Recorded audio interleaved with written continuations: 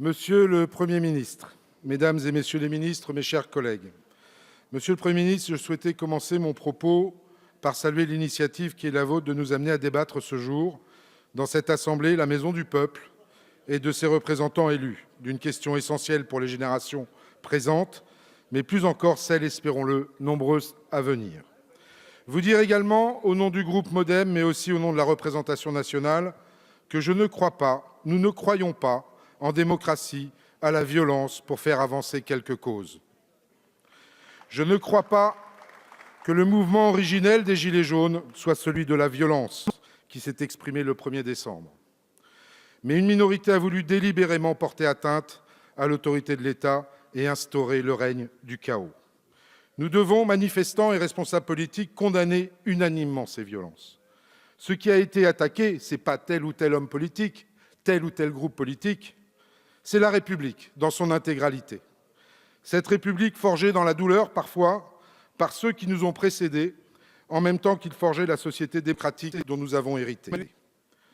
La voie de la concorde nationale est la seule qui puisse nous permettre d'avancer. Je veux dire combien il est impardonnable l'incitation à l'agitation, à l'insurrection de certains, désireux de rejouer une élection perdue. Ils manipulent la colère des Français, les poussent à la violence et les laissent en assumer seuls les conséquences.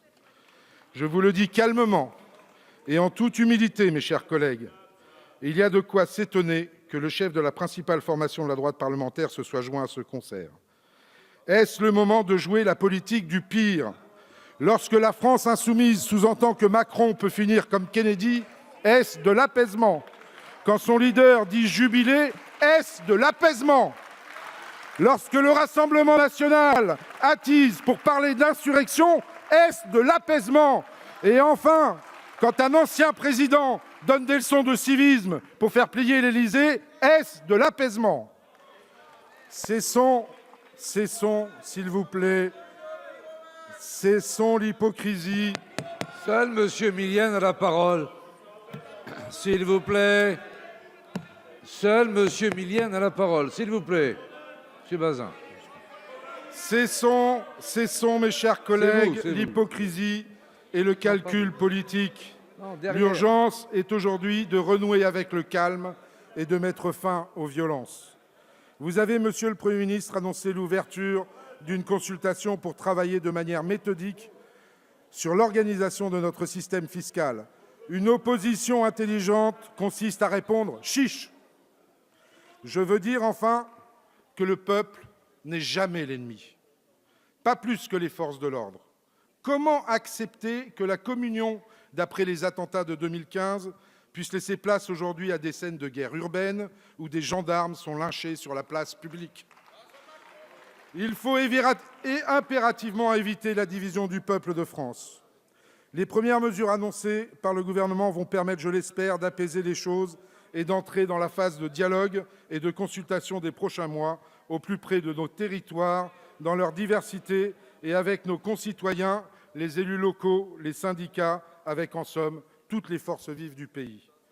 Mon intime conviction, c'est qu'il est du rôle des responsables politiques que nous sommes de savoir conjuguer 3 impératifs.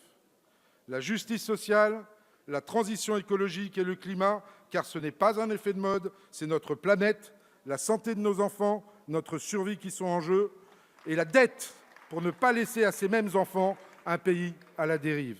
Un mot sur ce dernier point. Parler de trajectoire budgétaire, ce n'est pas un gros mot.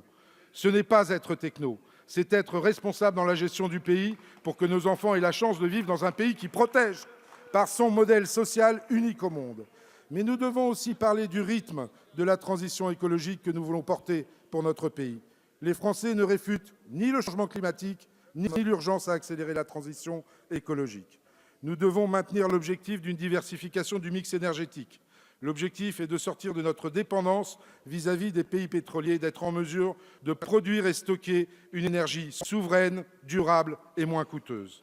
Là où nous pensons qu'il faut accélérer, c'est dans la réindustrialisation verte et durable de la France.